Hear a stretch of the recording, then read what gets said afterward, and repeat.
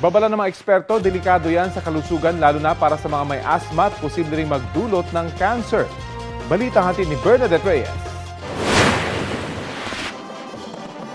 Nagaganda ang fireworks display. Ihaw-ihaw ng barbecue at pagbubukas ng makina ng mga sasakyan tuwing salubong sa bagong taon. Pero ang mga nakagawian nating ito, malaki pa lang epekto sa kalusugan at sa kapaligiran.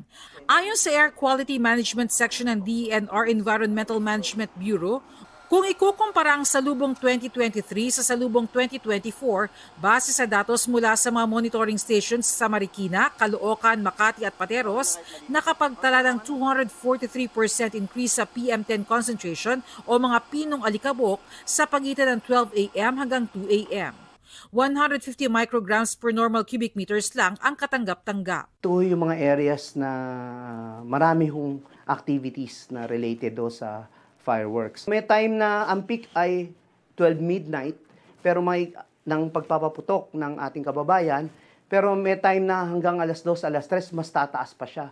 Lalo na pag nag-settle na po yung mga pollutants sa ground level po.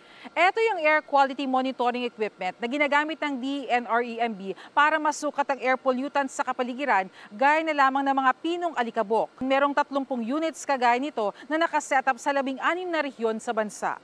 Babala ng DENR-EMB, may masamang epekto ang air pollutants gaya ng paputok at usok sa katawan ng tao pati sa kapaligiran. Mas delikado ito lalo sa mga may comorbidities tulad ng asthma at cancer. Itong mga fine particles na to ay maaring makarating o makapinsala sa ating bloodstream at sa ating respiratory system.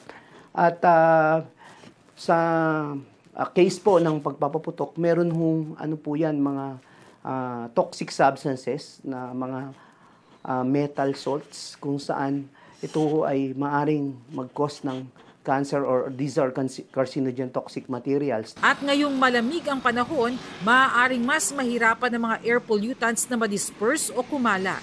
Makatutulong raw sana kung uulan.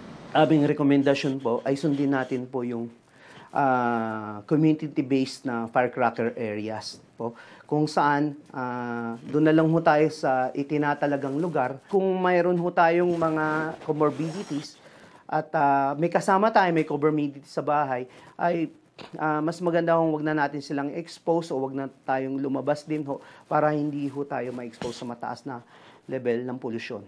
Bernadette Reyes, nagbabalita para sa GMA Integrated News.